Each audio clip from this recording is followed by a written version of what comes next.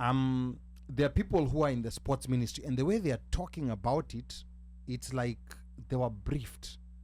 And I'm like, this game, even if you never had a chance to watch it live, at least go watch the highlights. It's a very short game. Go watch the highlights. The way they were talking about it, I was just cringing, and that's everybody wants to associate with the winners, but when you're hurting, nobody wants to deal with you. So I think, because you've been there, like from when they were very low, and now, like they're on their way up. So what you're saying is the rugby people should be wary of everybody who's trying to bank, to jump onto this success, because right now we are on our way up.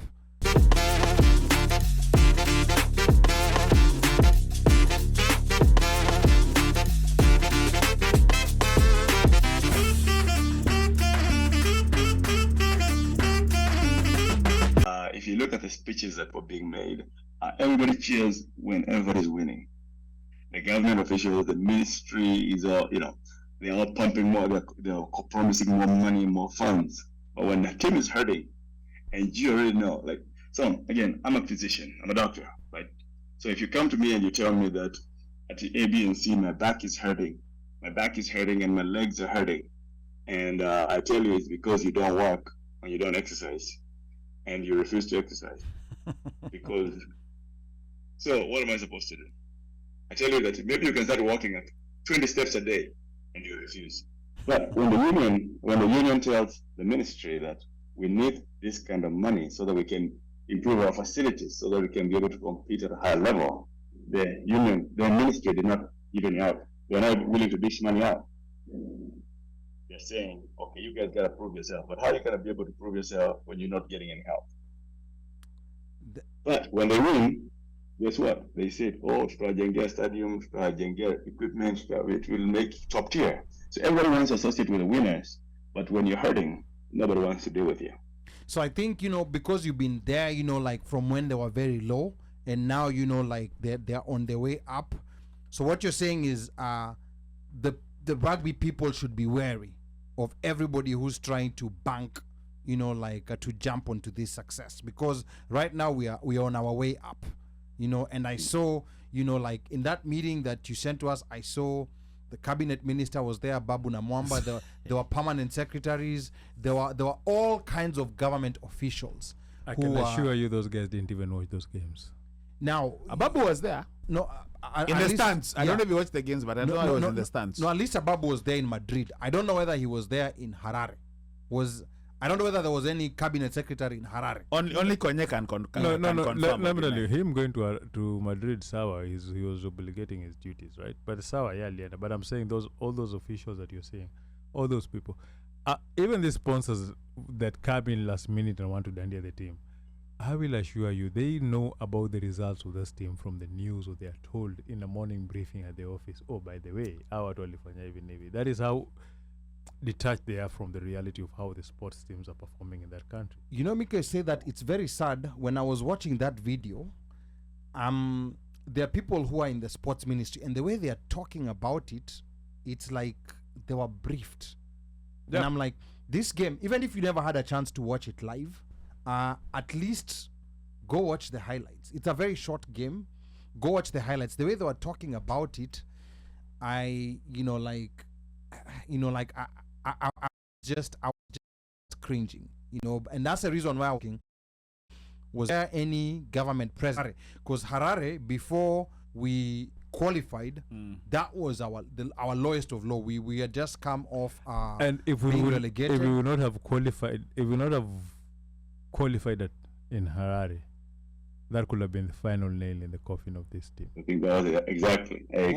Ooh. So to keep it right, to keep it straight and narrow, the only person that was there, and I gotta give a big shout out to the Zimbabweans, Kenyans in Zimbabwe, my friend. Even me saying that gives me goosebumps. Those guys, they treated us. They have a very good organization, Kenyans in Zimbabwe. They treated us so good. I've never seen anything like that in my life. So the Kenyans in Zimbabwe, they organized themselves, they made t-shirts. So me and Evans just go there. We're like, okay, we'll just go to Harare, Basababu. what else are we going to go to? Let's go to rugby. So we get there, we find Kenyans in the stands. Wakatupatia makreti za pombe kwanza, wakatueleza mna pombe. Kuna pombe za Mbezi. Tukakabidhiwa kreti za pombe. Standard operating procedure. And the standard procedure, that is protocol number 1. And then the embassy in Zimbabwe, the Kenyan embassy in Zimbabwe is very, very strong. They were there all the 3 days. All the 3 days they were there. The embassy staff were there. And then on the last day, guess what we did? We were Mizinga. So you guys were okay. So you guys and were then tukachinjiwa mbuzi kama 3. Oh my goodness. Alafu after that tukaenda kulift weights. No wonder you love Harare.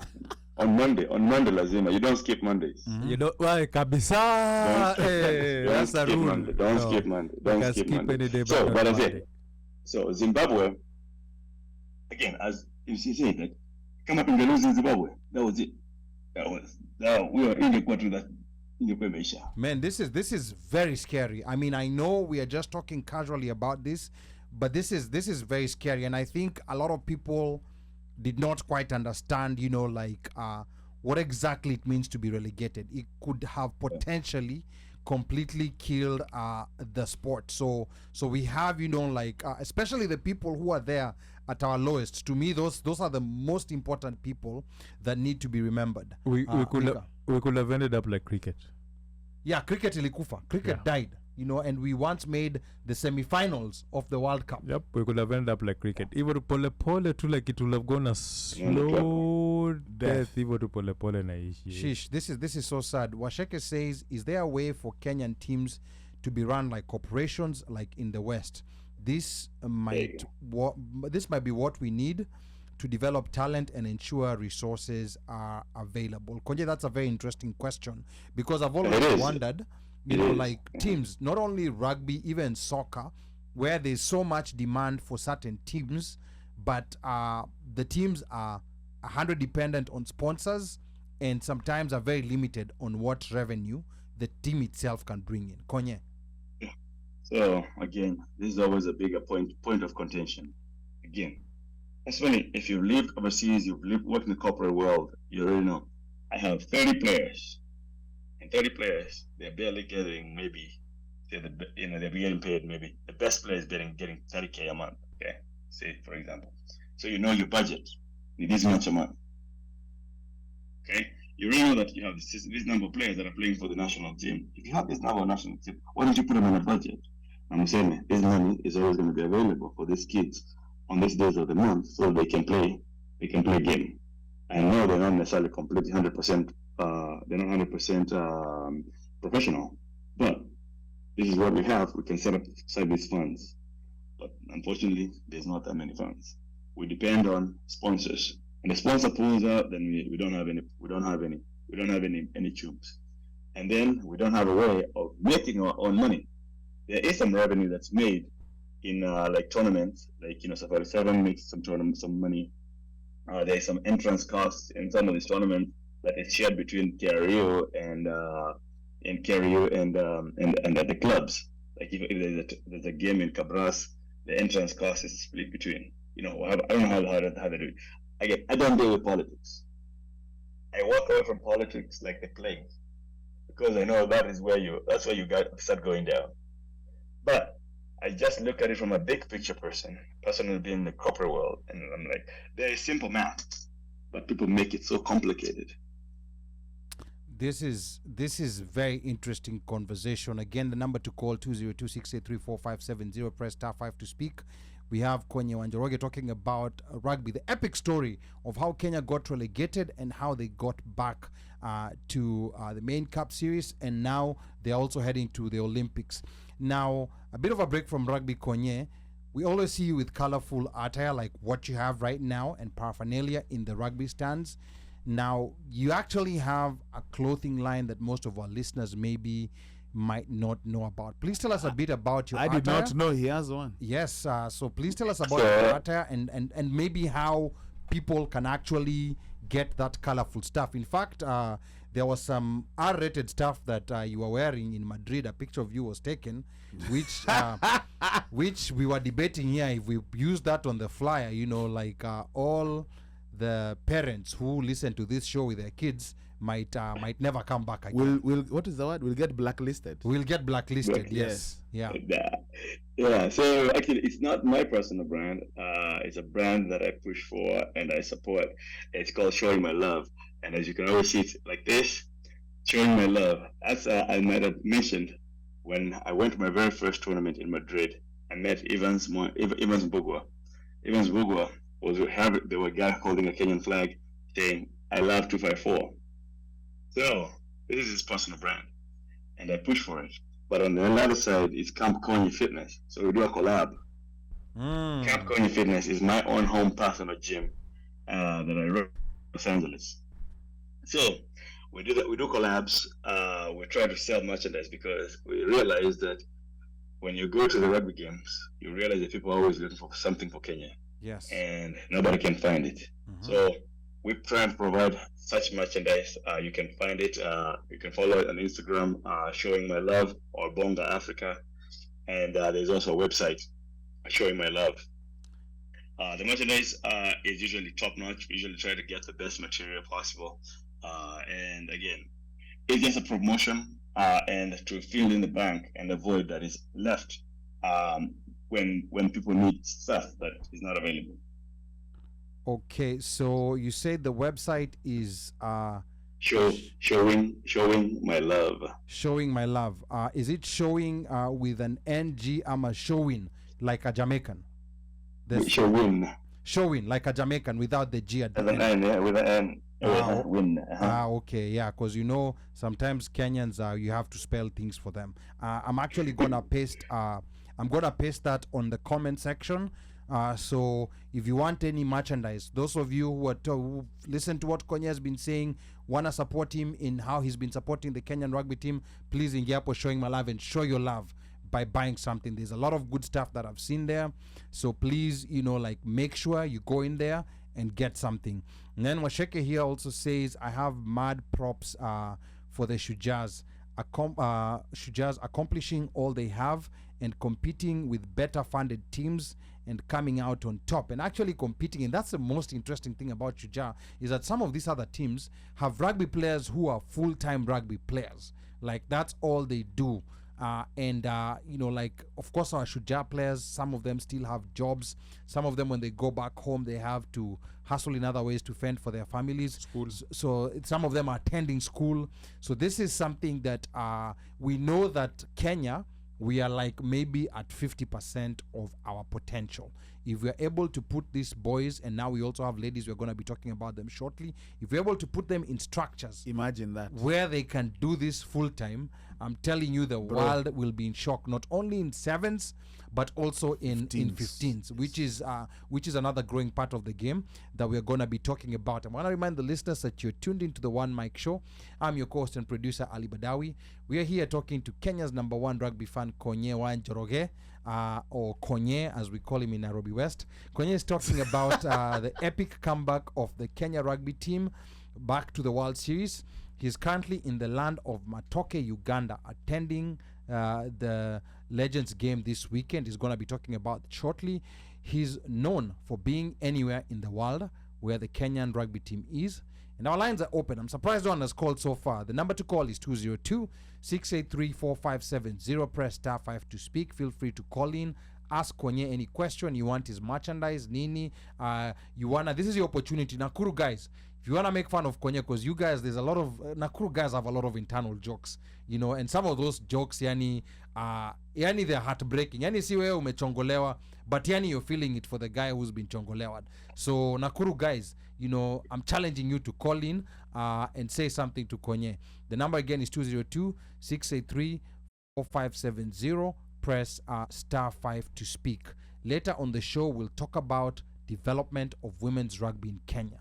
Women players have also been doing a very good job in the Challenger circuit.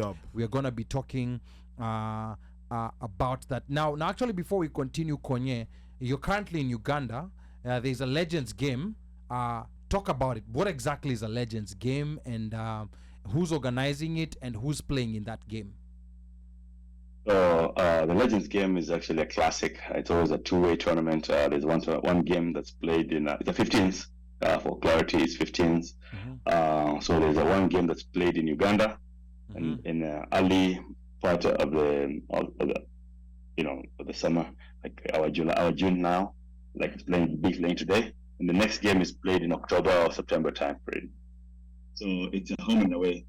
So basically, the players are retired former players who played for either the Kenya Simbas or even the club rugby that are selected and they elect to continue playing rugby. There's an age limit. I think the age limit Kolo finally qualified this year. Collins Njoroge is how old now? 40. So anyway, there's an age cap that you have to have that so that you can be able to qualify to play in the it's almost a baseline. And you can play as much as you want. The key part is it's usually self-funded, but it's branded by Nondis. Those guys Nondis. Okay. So you don't seem like you like them. Yeah, you don't seem like you like them, but it's okay. No. They're to be loved. They show power. I think Konye ni mtu either top fry ama kabras ama oil. You know top fry. Mimi si moja pekee. Oh, and that is it, top fry. Nothing else. Hata ile ingine oilers support. We don't have a sponsor now. We're sponsorless. So top fry wali ni kama edible oils. Wali pull out. Like that's the thing in Kenya. When you perform, you have sponsors. When you go down, wanahama, they carry their banners and they go. Oh. Yeah, they carry their banners and go, and they find a new shop. Okay. So anyway, it's under Mendes again. Most retired players usually play for the team. They actually even have a side that goes to the sevens. There's a sevens invitational in Dubai every December during the HSBC series, and they have a team that they usually send out there. Again, it's a very well developed team. This year was the first team they have been having a big sponsor. SportsPesa is sponsoring some of them. You might have seen a few pictures online where we were doing a shirt handing ceremony yesterday with the SportsPesa branding on it. SportsPesa came on board as a token of support. Again, it's all for promotion of rugby. And any kind of support that can be provided to rugby is always most welcome.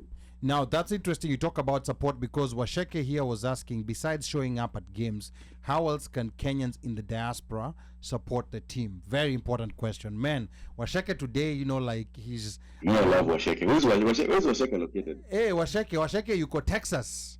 San Antonio. Asking a valid question. By the way, Washeke, you need to call in 202-683-4570. She's one of our very loyal listeners. So akiona questions zetu hazijakuwa on point, anachomeka yake hapo. And we really appreciate that, Washeke. Konye, hiyo sauti yake ni okay, no, stay focused. Sorry. Anyway, stay focused. Stay in the game. So the one thing is, so as diaspora fans, we already do a lot. But you have to remember, a lot of diaspora people, they have to take some time off to go watch these games. Obviously, whatever the games are, they have to take some time off. They have to use their own funds to go out there, and they have to pay their own. Everyone has to pay their own way to get to this tournament. So sometimes I feel bad asking people that, okay, we have this problem, number 1, 2, 3, 4, 5 with the boys, and we try and come up with a little bit of funds so that we can be able, after the boys finish the game, maybe we can show them a token of appreciation. So I feel bad borrowing from people that are already spending a lot of money to go to these places. But we usually try to see whenever the players are done playing, we usually try to have a little fund where we can collect a few monies, and we give to the players. Whatever money we can, we split it among them, and we give it to them. In the future, I think there is a big picture that we can be able to fulfill.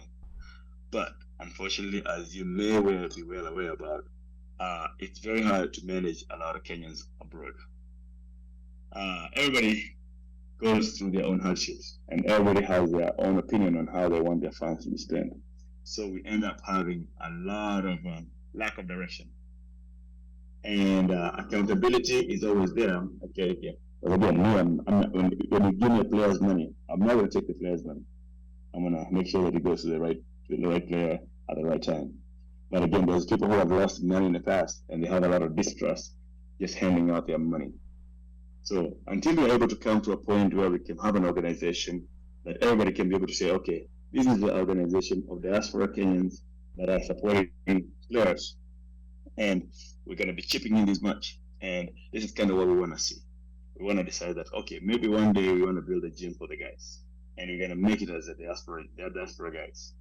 Diaspora guys run this gym, and we keep it running. And we can say it's open to the public, and the funds that are made from there can also be circulated in the system. That is just something that we have thought about. But again, finding like-minded people becomes really hard. Interesting enough. But now that this question was brought up by Washeke, I think it would not be a bad idea, even if it's a few people. Exactly. You'd rather have a group of only 10 people who trust each other and are dedicated than having 1,000 people who are gonna start asking 1,000 useless questions. So I think maybe that's something that you'll keep us posted, because now that this information is coming out, a lot of people who are fans of rugby don't know this information, and they feel like maybe they want to dig into their pockets and try to show some support that's outside, like the system, that can make things easier for our rugby players. So Asheke, thank you so much for your question. And then on board from Reading, UK is Boniface Kanyiri, and he says, great show guys. Konye, any idea why they always delay releasing latest jerseys, unlike in football? Kits za new season who are readily available na mapema. Kwa nini za rugby haziko ready? Konye. Oh man, that's on YouTube. Big point of contention. I talked to a lot of those people in the union, the directors, but unfortunately there has never been a unanimous agreement that when a jersey comes, it should be made available for the fans. For the fans, even if it's a replica. Because I tell them, every place I go, everybody sees my jersey, they're willing to pay top dollar for it. And I think that market needs to be tapped into. But unfortunately, you have to go back to realization that KR Retail does not have funds. They depend on funds coming from sponsors. So to buy merchandise, you have to have some source of income, and you dictate, say, okay, this is my 10,000 shillings, 10,000 USD that I'm going to spend on buying merchandise so that I can make 90,000 or 100,000. That is math, Bodmas formula. Bodmas, very easy. But it doesn't work for them. Yeah. I've tried. It doesn't work. There's no agreement. There's no agreement amongst them. This is the thing. I think it's usually a point of I have 2 million, and this 2 million, I need to run the league. I need to fund the 15th team. I need to fund Chipu. I need to fund the 7th team. I need to fund the women's team. So I think nobody wants to take that risk of saying, let me take a few thousands from this money. Long-term thinking. Yeah. 10,000 today, then in 2 years, yeah, because the job of it can easily be turned to likula pesa. It can easily be turned to that, because again, there's that. If there was that clear accountability of how this thing is there, because as Konye said, jerseys is going to be out of your pocket. Yeah. And then you make money from selling those nene. Yeah. So there's no guarantee of how fast that money is going to come back. It depends on how they sell. And then, so usually most teams that you find merchandise everywhere easily, they have a sponsorship deal with the manufacturer of the jersey. Exactly. So the thing is, we need to figure out a way. And I think Kenya has enough stock to talk to any manufacturer and tell them, let's get on a deal and we split on a certain percentage. Exactly. I don't think there's somebody who's ever sat down and thought as a business person on how to go and approach a manufacturer on how to do that.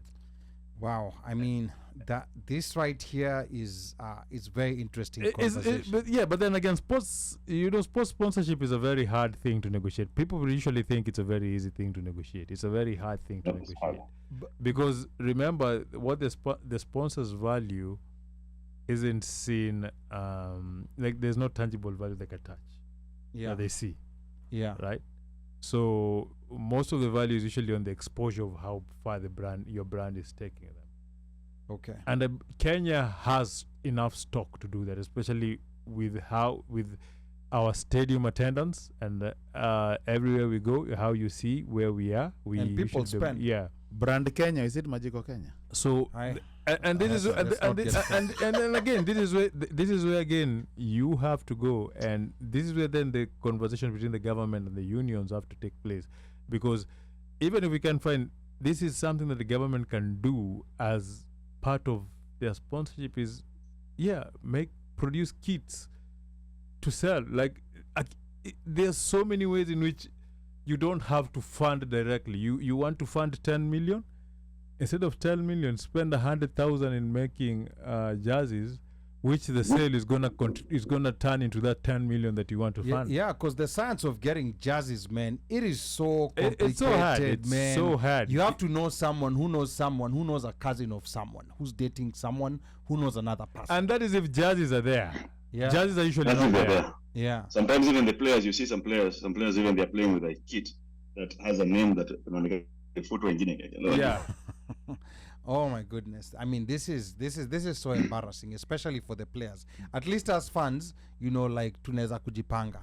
But then I mean, those jerseys are so highly on demand. Like if we could just organize a way in which we could buy them, because even when you're in Nairobi, imagine when you're in Nairobi, it is still complicated to get a jersey.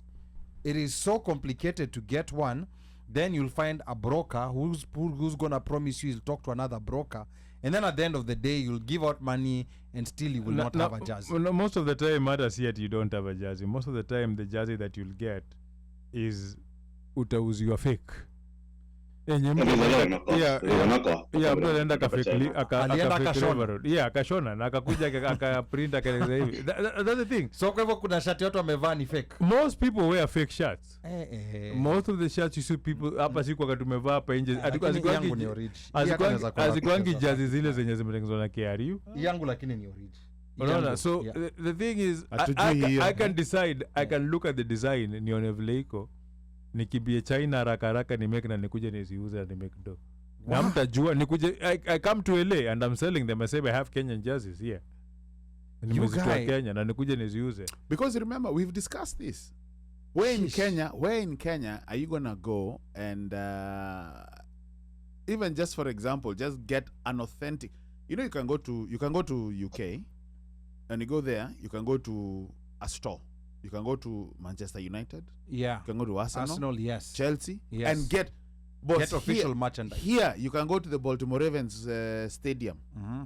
Yep. Or there's actually one company that actually just does that online. You just go get a official merchandise. Yeah. The thing is, but those teams are in sponsorship with the manufacturer. That's another thing. So even if you want, like you said, I'll tell you a story, and maybe he might kill me for this. So Misha Okutoi, one of the legends, he's always complaining how if he wants a jersey, he has to call somebody who can call somebody who knows somebody who is going to get him a jersey. Yeah. And it's like, if there's only a way, like, now for example, and we're having this discussion with Akina, even Hillary, who I was hoping to surprise you with, but alienda Atlanta. Yeah, alienda Atlanta, unfortunately. Yeah. Simple. You go to Nondi's, you go to the study, you go to the facility. I've never been there, but I'm just giving an example. So I was using him because he has played there. You go there, they have a merchandise shop. You go over there. Over there, inside there, you probably have jerseys of the guys who have played for Nondi's, who have legends, whatever. Because guess what? Baltimore Ravens fans will always and can always get a Ray Lewis jersey, John Unitas. Yeah, Not they're always Ray available. Lewis, Yeah. Terrell Suggs. If you want Ray Rice, Nani?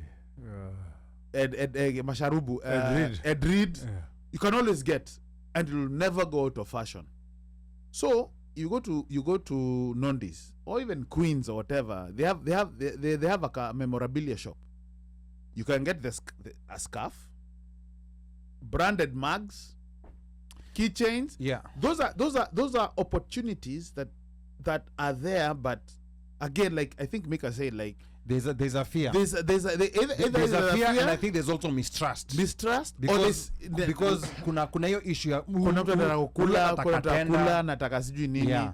But that goes to show. No, it's the politics. The politics that actually just also affects this thing. The politics will always, as long as there's politics, and you know the thing about these clubs, right?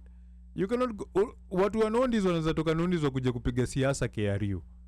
But when you go to Nondis or you go to KCB nini, there is never internal siasa like that yuko ndani. Like if you try, it's gonna be shut down real quick. It's gonna be like there are those generals, there are those people, they're the people who fund those clubs, those funds, those main funds. Like they know how to run a tight ship, and they will hold it out. They will hold it down, right? All these clubs, you see all these clubs, kinanini, they run a smooth ship. But then you realize, why is it that you guys lose your heads when you get into the union? Why does it become na inakuwa ni so the thing is, if the politics up at that union level can come out, that sponsorship is going to be something that can be easily done. Like, and it's not only just in rugby, even in soccer, basketball, athletics, right? Like you can see, we have a very beautiful jersey. Nobody in the country has it. No one has it. No fan has it. Jerseys, shoes, so many things. Like, yeah, it looks like you're like, hey, manze nikapata hii jersey ya Harambee sai, naza kafiti. Upate jersey ya Bake. That's like, exactly what I was talking about. So the thing is, the politics in the federations is what ruins that part of it. Okay. Yeah, We have there are some self-centered people in the federations that mess up everything, and once you're able to pull those out, eventually I think it's going to work. Okay. But again, it's going to take open-minded people to go do the hard questions, because unfortunately, people in some of these federations have been there for ages. Okay. Stuck in their ways. Konye, we have a caller now. Real quick before we call the caller, couple of comments on YouTube. Susan Warui anasema Wanyore, watu wa Nakuru wako deep leo. And then Boniface Kanyiri anasema the union would surely raise a lot of money from jersey sales. 100. And then It's a no-brainer. Boniface father says you not only get Kenyans asking for Kenyan jerseys, even other nationalities do, and in this day and age you would think that should be prioritized. So that's a very good comment coming from Boniface. And then Washeke on Facebook says Mika Och comments in line with what I was saying about running the teams as corporations. You leverage all ways of bringing in revenue. We run our Kenyan teams like hobbies. No, but that is not the teams. That is the federation. That's the federation. The way national teams, you cannot run them the way you run a club. Okay. Yeah. So we also have a caller. I can see Tefia Chapa is tuned in, and Angie Decadence. Please type in some comments. Tell us what you want to ask Konye Njoroge. There's a caller. Uno Mike. Thank you for calling the OneMicShow. 0073. You are the last party in the conference. Okay. Ameogopa. Ameingiza tumbo joto. Malaysia. Malaysia. Ameingiza tumbo joto. Atarudi tu. Aliax kama yuko nini. 0073. Yeah, the number to call. Rudy. The number to call is 202-683-4570. Press *5 to speak. We'd be happy to hear what you have to say to Konye. Now as we go back to rugby. Now during the series, when most people are extremely exhausted, Konye, you seem to have a limitless supply of energy. Some people are asking if there's any special drink or fluid or substance that you're taking.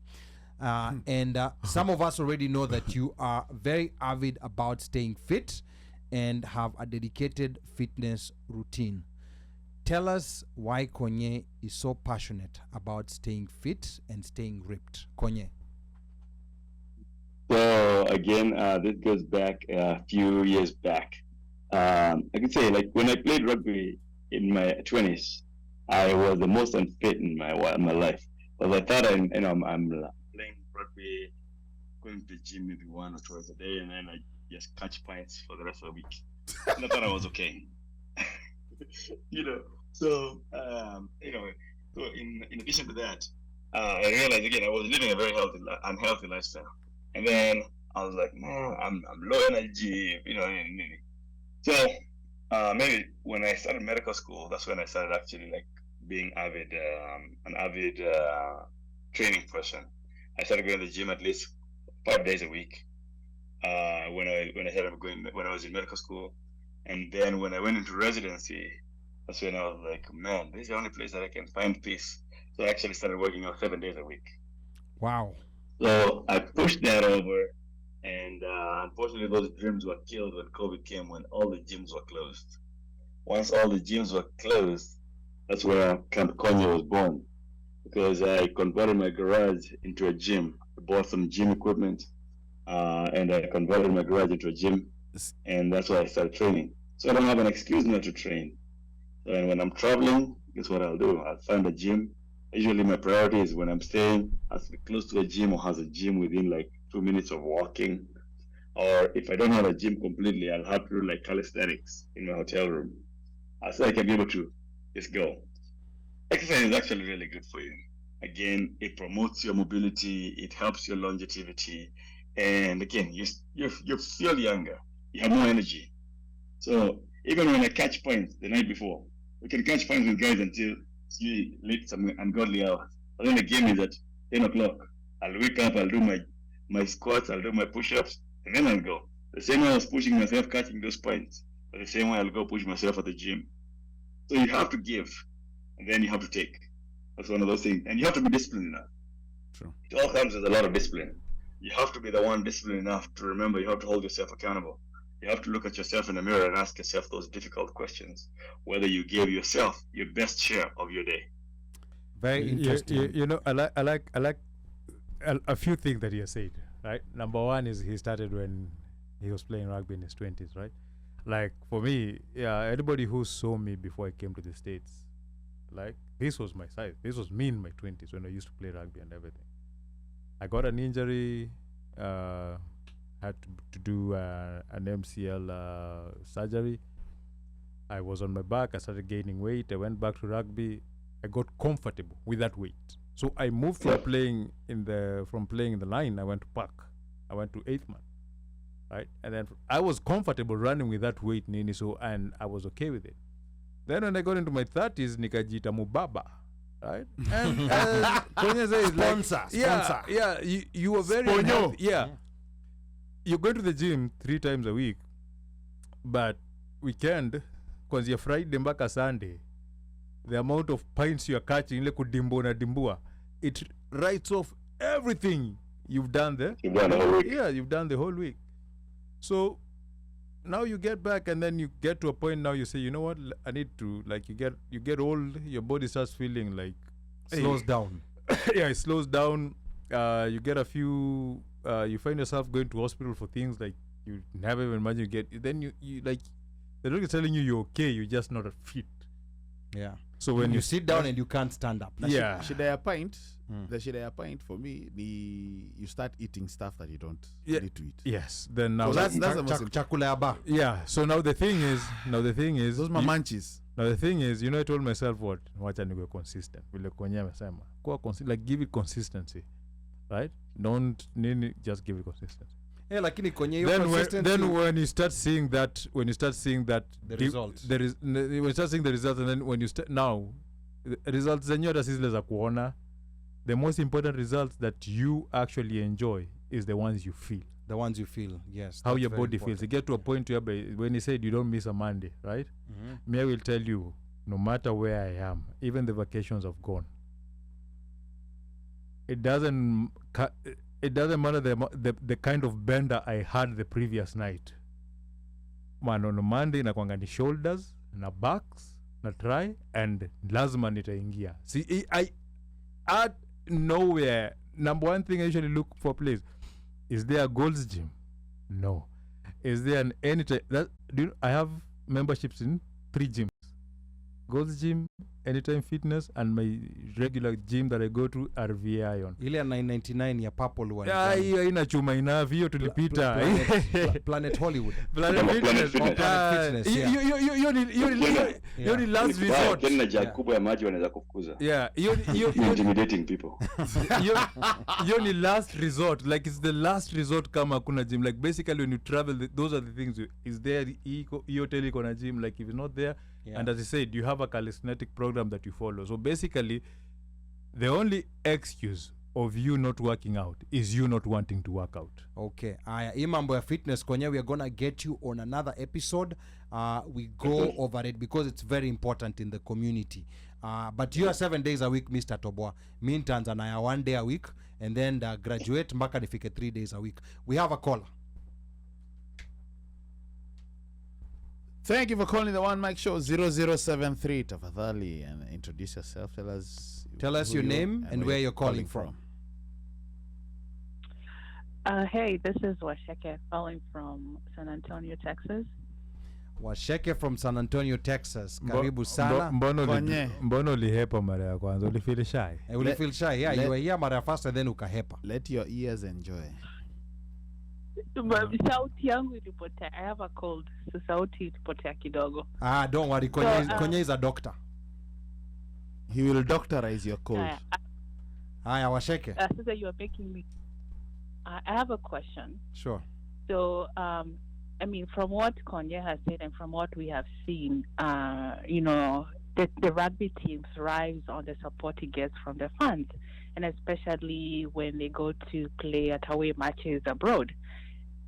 It's us diaspora fans who are able and can afford to go and cheer them. Most Kenyans are not able to, go to Vegas or, traverse the world to go cheer them.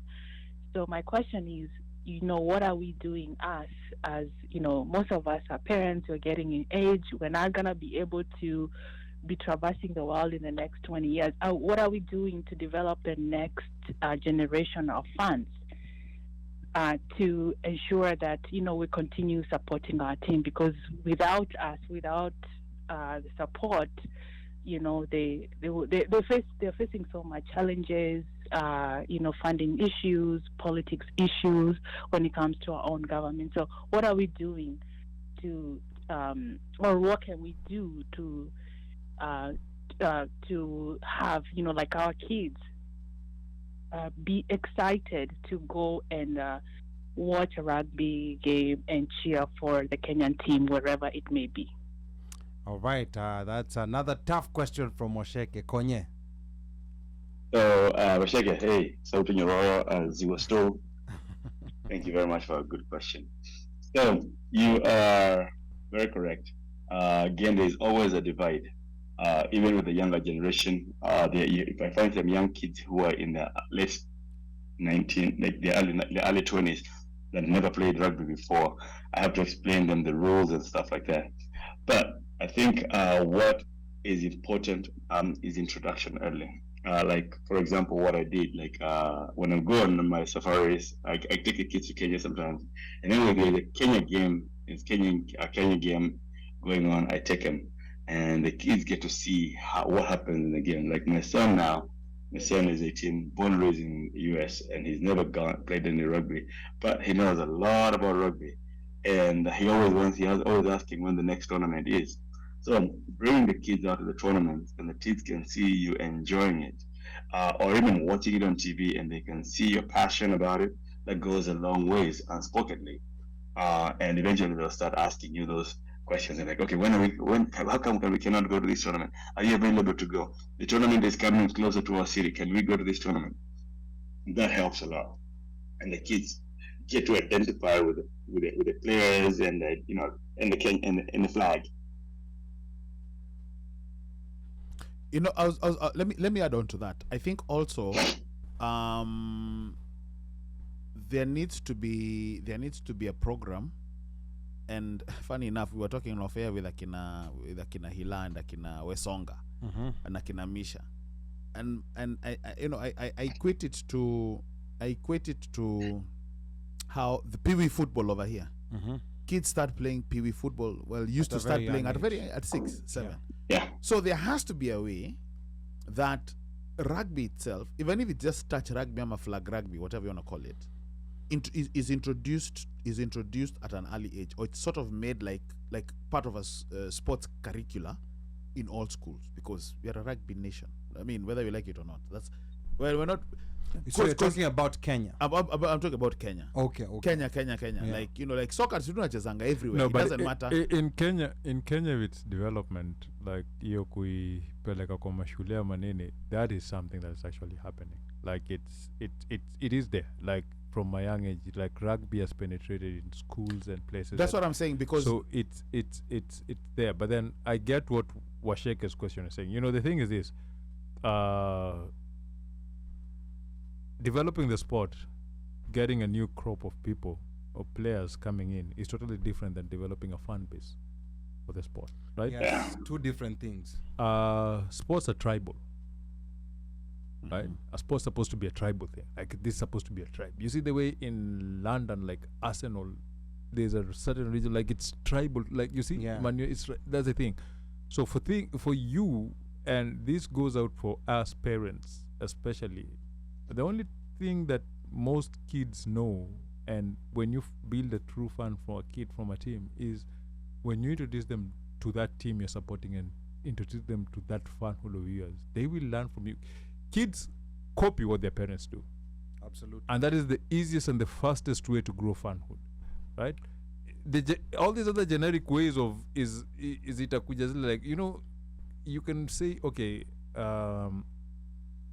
twende Vegas, Arizona nenda Vegas nini kupati ama kufanya nini, right?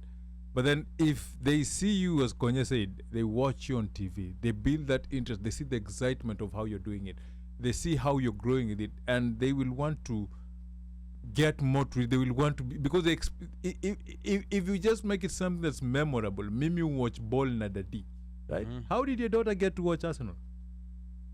Yeah, because watching you watch Arsenal, right? Right. And how you're behaving that. Like, even me, I never knew that my daughter had an interest in soccer. Like, Gen Z, niko na Gen Z kwa nyumba mbona ameboka. But guess what? I'm not realize them time ya game ya Man U nampata ameaka game anajiona yeye mwenyewe, like she's become a fan yeye mwenyewe juu ile time ya ile bond, like mkiona vitu. So that is how if for what we can do as people who, yes, we can't travel, we can't do nini, is introduce them early from an age, like make it something that it's a DNA of something they pull up from you. That is one and aspect. Then you take them out from you then when you travel, and then you take them, trust me, the moment you take them to their first tournament, I experience heavy, there is no way that kid will never want to continue experiencing that. You know what? I'm in agreement with Mika, but I'm saying what I was also saying is, in addition to that, there's a way, because there's some parents who are sports averse. Simple. Yeah. That is it. Yeah, that's it. So you sort of have to find a way, maybe to try to tafuta, like whatever, like, hey, what is that? But I think sometimes the best way is to have, let's say, for example, education. Like when they go to school, there's this thing. It's called rugby. It's called flag rugby. If you want to call it flag rugby, touch rugby, whatever it is. Because now that way also, now you start generating a curiosity from some kids whose parents or even people that they hang around with, they don't know about it. Yeah, but I think Washeke is talking about, parents who are raising kids in the diaspora, where we don't have a rugby culture. But here's the thing, even those ones, saa zingine mambo yao ni nini? Ni double shift. Yeah. So that's what I'm saying, like there's a double shift. And like now, for example, when I was involved with my niece and my nephew, it's because now Baba Hanya, for example, the kids came and told him they want to do soccer. But there are parents whose kids wanted to be part of a soccer team. But the parents, for lack of a better word, I want to say they never made time. Yeah, I mean, has to be time. But let's go back to Washeke. Let's go back to Washeke to make sure that we're also addressing a question. Washeke, hizo responses umesikia, has your question been answered, or are we moving back and forth without fully answering what you are asking? Washeke? I think Mika did try to answer my question, but I think also it's a challenge for us because some of us, our parents, did not feel like sports were important enough, or so that's why they don't even have interest in sports. So, and as a parent, if you are sports averse, don't have any interest in sports, it's so hard to develop that in your child because many of us we were just told like, why are you wasting time running or playing soccer when you could be studying? They want you to become a doctor, a lawyer, or an so accountant. that is also, Tell them that Konye is doing the same. Yes. Konye was a doctor now and and is running Yeah, around but watching okay. rugby. but yeah, but you can be we can raise well-rounded kids. It doesn't have to be 100. just they're good in academics. They can Yes. be good in academics. They can play, volleyball. I have a 9-year-old, and I've been wanting her to play basketball because she's very tall. But she told me no, she wants to play. She used to play soccer, and then she was in gymnastics for a while. Now she wants to play volleyball. She's very, Peleka yeye. she really wants. She's just Peleka Volleyball. yeye. So- Peleka yeye. So Washeke. I think we have to one mic. Peleka I'm gonna yeye. lose my train of thought. Oh, sorry. Yeah. Sorry. Go Give ahead. her time. Washek. Volleyball. So I think we have to change our mindset from how we were raised. Like we can raise a well-rounded and accomplished person academically, but someone also that can be accomplished in sports, and sports is just as important as academics, because I think that's one of the reasons a lot of us are not even interested in supporting any of our Kenyan teams. We don't see the value, and the reason athletics, like runners, long distance marathon runners, have been successful because that's an individual sport, and they get the world. They see the value in it, and they get managers and foreign sponsorship, and they are able to. But teams are teams because we need.